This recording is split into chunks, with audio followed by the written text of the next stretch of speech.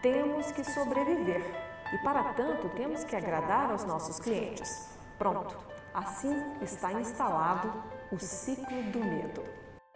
Se você fala, nós somos uma grande organização, temos um grande poder de vender, de produzir resultado, o quanto que isso tem de falso é o quanto que isso pode virar ao contrário. Então vamos dizer assim, o medo é o pensamento. A tabuada que eu leio, a realidade é uma tabuada muito pequena. O que extrapola essa minha leitura, vem o pensamento e fala assim, eu entendo. E quando ele preenche com o medo. Ele preenche com o próprio pensamento e o pensamento é medo. Então, quando uma empresa fala assim, nós estamos aqui para resolver os problemas, e ela se simplifica, ela se enche de pensamento. Ao fazer isso, ela se enche de medo.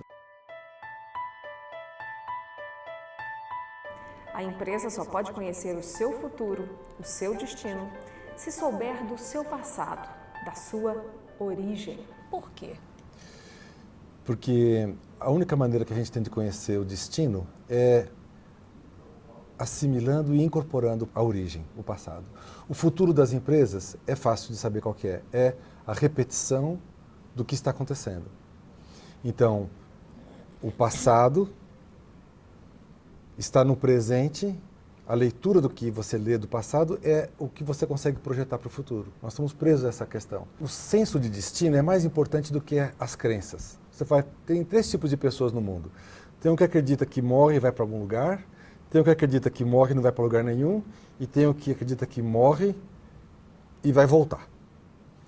Só que esses 3 são caricaturas mal feitas de uma coisa muito simples, que é o fluxo do conhecimento, o fluxo da consciência. Todos nós estamos dentro do fluxo da consciência. E nós vamos sair da vida num determinado momento, mas o fluxo vai continuar. Então, enxergar o destino é enxergar também a origem. Nós viemos de um fluxo de vida. Um fluxo que veio dos nossos pais, que veio dos nossos avós, que veio desde a primeira vida, da primeira célula. Então, entender que a vida vem num fluxo, é um presente que nós temos hoje e que depois vai ser devolvido para esse fluxo. O passado de uma empresa, então, é trazido pelo seu fundador? Mais do que o fundador. Vamos dizer assim, eu vou montar uma empresa, mas quem está na minha mente hoje? É o meu professor, é o meu pai, são todos os elementos que na minha psique estão formatando a minha vontade de montar esta empresa. O medo que eu tenho do meu pai, ou o receio, o carinho que eu tenho por aquele professor, eles vêm para a empresa. E isso é sentido na empresa, isso fica assim dentro das paredes. Então, muitas vezes a gente faz dinâmicas, coloca o presidente da empresa e coloca os funcionários. E o funcionário não olha no olho do presidente da empresa. Aí você coloca uma outra pessoa, o pai do presidente da empresa. E os funcionários reconhecem que aquele é o verdadeiro presidente. Ele que é o verdadeiro presidente. Então, entender os elementos que estão no campo da empresa, no corpo anímico da empresa, no imaterial da empresa. Essa sua definição de campo é um pouco complexa, né? Vamos tentar, então, já que você tocou no assunto, defini-la. Qual é o campo da empresa? Olha, há 5 anos para cá, mais ou menos do final da última década para cá, a quântica tem estudado a questão das mônadas, que é a questão do posicionamento. Então, o que é o campo? É mais fácil entender assim, o campo magnético tem uma vontadezinha de ir para cá porque o elétron está sendo puxado. A gente consegue entender que mesmo não vendo, existe um campo. Quando você entra num lugar e se sente bem, é o campo. Você está conseguindo vibrar junto com o campo. Quando você entra num lugar e fala, tem uma coisa que está errada. O cabelo daquela mulher ou alguma coisa, o cheiro. Você entra e você na hora sente. Na verdade, nós todos temos a noção de campo, só que ela não foi desenvolvida. Na empresa, além da noção do feeling, da percepção do campo, tem a teoria do posicionamento. Se eu estou no meu lugar, eu me sinto bem. É assim, no meu lugar, eu estou leve. Se eu estou carregando peso, se eu me sinto pesado, eu estou fora do meu lugar. Se você, na sua empresa, não está se sentindo leve, provavelmente está precisando fazer um alinhamento para descobrir a sua posição. E os empresários, por que se sentem quase majoritariamente estão estressados e tão pesados? É porque estão fora do seu lugar? Estão fora do seu lugar e muitas vezes estão fora da sua proposta. Eu acho que os empresários das empresas que dão certo, que vão bem, que têm bastante dinheiro, esses são os maiores vítimas de si próprios, entendeu? Muitas vezes eles não conseguem nem apropriar a própria riqueza. Eles se acercam de elementos exteriores de riqueza, como o carro do ano, as viagens, o apartamento enorme e tal, coisas que ele nem usa, nem tem o device, nem tem o instrumento interno para utilizar. A casa é para voltar. A casa não é para viver, uma casa é para viver, não é para voltar depois do serviço. O carro é para você caminhar para o seu destino. Os elementos exteriores de riqueza, eles apontam uma pobreza interior, uma incapacidade de transformar aquela riqueza externa numa riqueza verdadeira, interna. Então, as empresas que dão certo dão mais vítimas. Empresas que roubam sempre são roubadas. Empresas que procuram ser espertas com os funcionários sempre acabam sendo passadas para trás. É assim que funciona? Está no sistema. Se você entender que o roubado, no fundo, ele quer repassar essa dívida para o outro, né? Você sabe que na Inglaterra existe um departamento no governo que discute questões sistêmicas para o governo.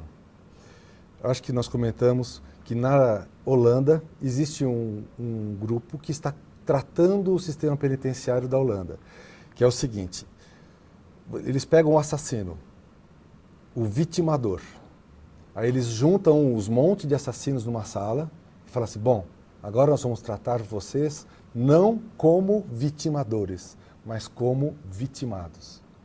Porque aqueles vitimadores, quando adultos, foram vitimados quando crianças. E eles não curaram aquele vitimado da infância. Eles carregaram aquela dor, aquela doença, aquela apatia, né, aquela patologia, para a vida social depois. Uma empresa, quando ela rouba, imediatamente ela se sente roubada, ela se sente em dívida, ela fica esperando. Por exemplo, um ladrão, o desejo mais profundo de um ladrão é ser pego. Por isso que não tem crime perfeito. O ladrão da empresa, aquele que fajuta lá, requisição do almoço, não sei o que lá, o desejo dele é um dia ter um cara que fala assim: isso você está fazendo para reequilibrar a relação sua de dar e receber, porque você ganha pouco, porque isso, então eu entendo que você está roubando. E aí, quando traz esse conteúdo, ele deixou de ser o vitimado, então ele não vai ser mais o vitimador. Quer dizer, o reconhecimento da moléstia ou do problema diminui o problema? O reconhecimento não, é o ressignificamento. Porque nós não podemos mudar nossos pais. Eu não posso trocar a minha mãe por uma mãe ideal, mas eu posso pegar minha mãe e falar: mãe, você foi a melhor mãe para mim. Eu deixo com você os elementos que são seus e que não posso mais levar. E vou levar com os meus elementos. Meu patrão, você foi o melhor patrão que eu tive para esse momento da minha vida. Daqui para frente, eu vou seguir o meu caminho. Não vou mais projetar meu pai em você, não vou mais projetar as minhas dificuldades, a minha orfanidade na sua paternidade. Então, quando eu ressignifico, crio condições de ir para frente. Há uma imensa diferença entre trabalhar e ocupar-se. Muitos pensam que estão trabalhando, mas estão apenas ocupados. Por exemplo, até a palavra, né? Qual a sua ocupação? Minha ocupação é diretor. As pessoas estão ocupadas. Quem se ocupa é a criança. Quem trabalha é o adulto. Essa é a diferença. A criança gosta de ser ocupada. A empresa não é ludoterapia. A empresa é empresa. Ela fica presa em empresa porque as pessoas estão presas na infância. Se você solta da infância para fazer um adulto, a empresa não é mais em empresa, ela é em solta. Ela se solta, entendeu? Assim como com corrente. Ela fica sem corrente. É uma empresa aprende a se soltar. E quando ela se solta, ela é organização, ela é um organismo. Nós temos muitas crenças parecidas, você, Inácia, e eu, Tarso. Nós temos muitas crenças parecidas, gostamos de lidar com o empresário, desenvolver essa classe.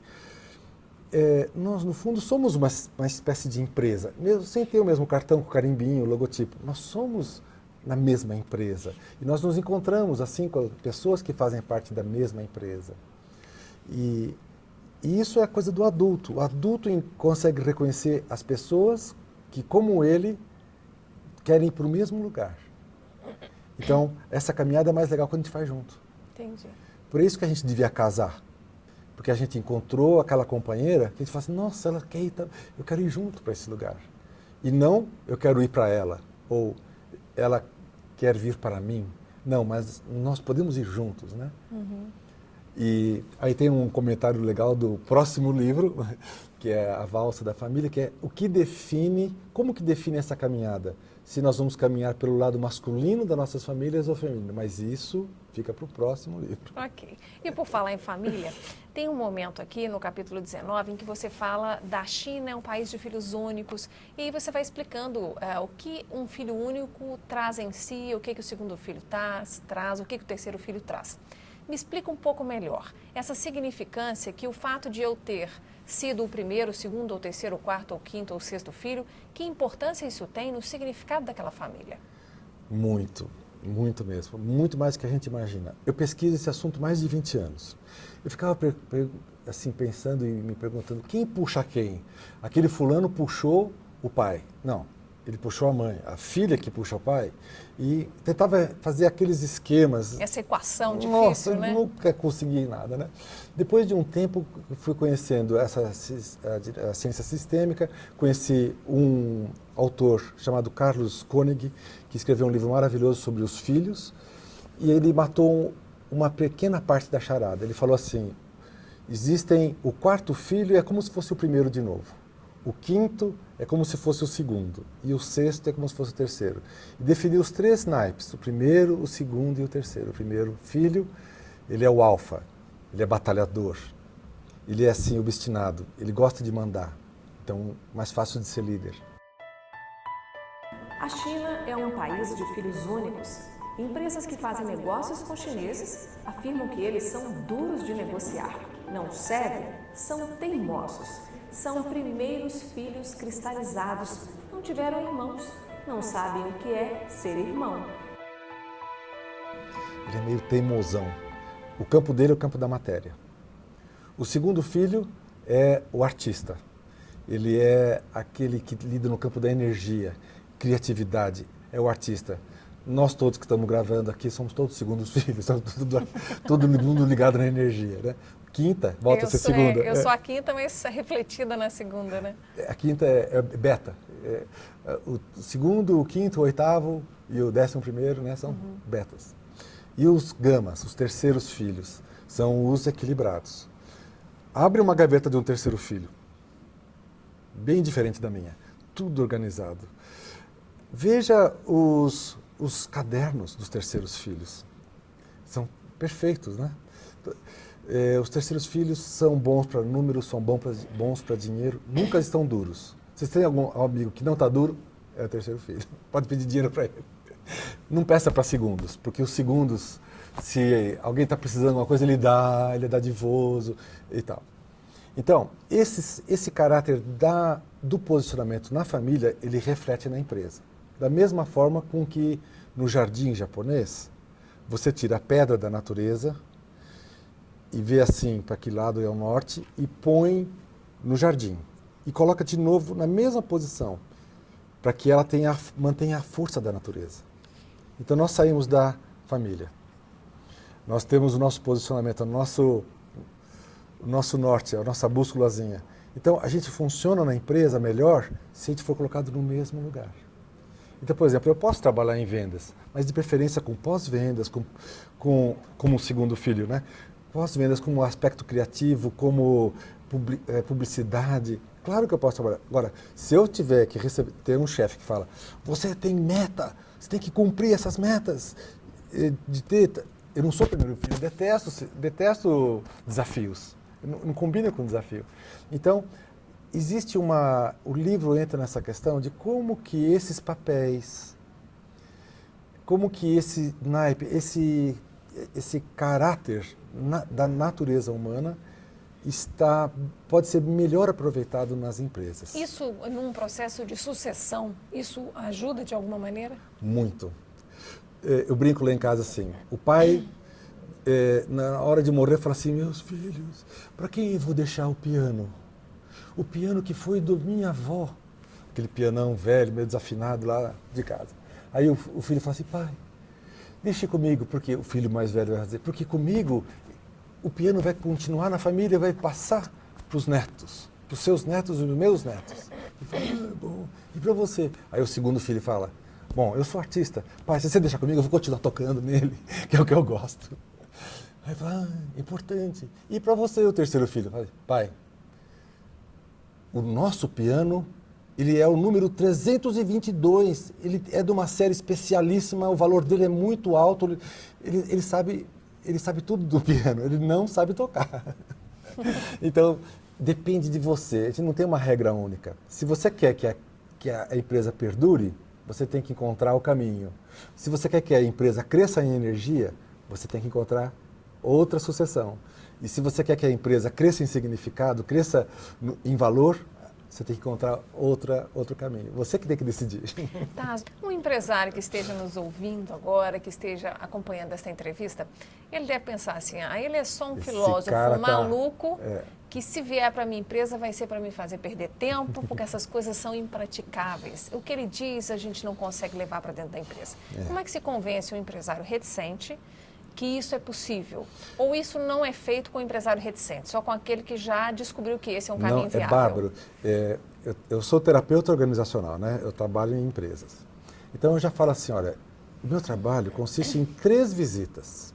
É o se vira nos 30. A primeira visita, a gente faz um diagnóstico, já começamos a colocar alguns pontos, já vamos soltando e já cria uma lição de casa para a segunda. Na segunda visita, a pessoa que vai falar. E vamos ver os pontos que estão mais difíceis e para onde aqueles primeiros apontaram. E vão resolver. E o terceiro, a gente chama outras pessoas da organização para terminar o nosso processo. São 3 únicas visitas. E aí acabou o trabalho? E aí acabou o trabalho. O que não for possível de ser resolvido em 3 encontros, não vai ser 30 que vai resolver. Então, número 1. Número 2.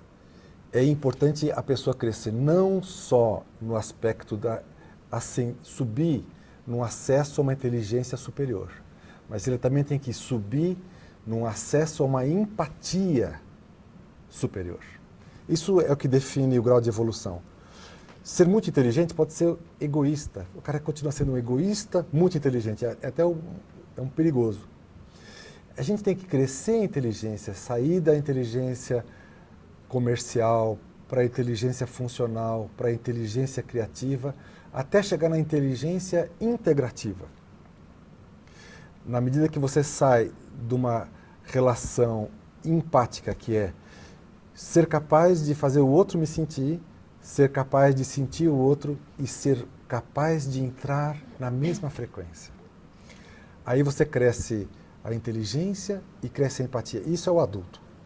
A criança não consegue ter empatia. Ou se ela tem empatia, ela desenvolve pouca inteligência.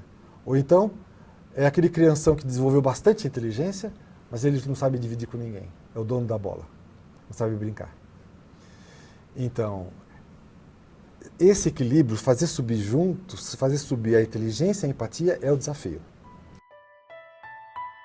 Entrar para o Meaning é mudar a atitude frente à vida, desde a forma de ver e ouvir, a desaceleração do pensar, o viver em estado da arte. Por que tem pessoas, Tasso, empresários ou não, executivos ou não, que não percebem que existe todo esse mundo a se pensar, a se construir dentro de si mesmo? Porque nós temos uma tradição científica ocidental, nesses últimos, de Platão para cá, totalmente construída em cima do substancial. Nós pulamos de A para B, de B para C.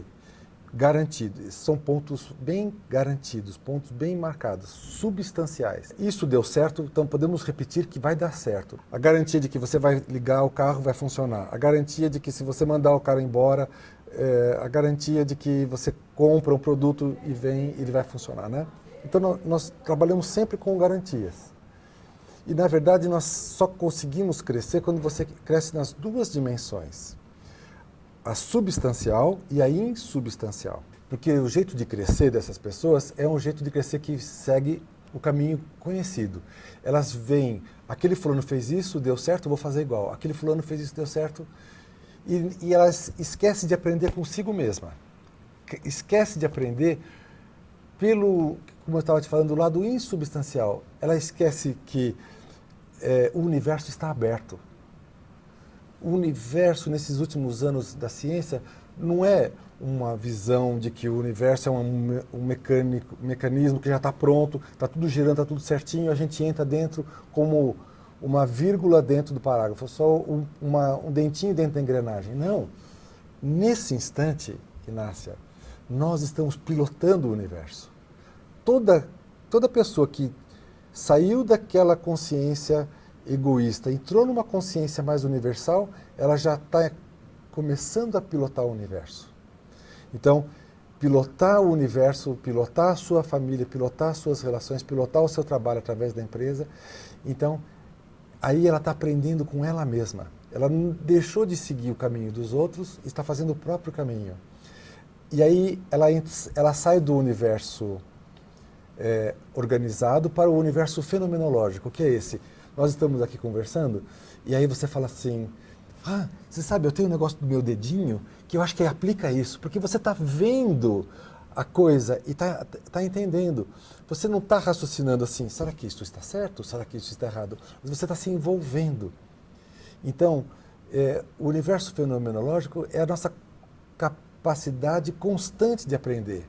Por exemplo, eu estou aqui falando com você, às vezes eu falo assim, gente, estou falando para a televisão, para essa câmera e tal, eu tenho que ficar desligando todos os meus negócios que falam assim, você é tímido, você não sei o quê, eu tenho que ir lá e ficar desligando, você está compreendendo?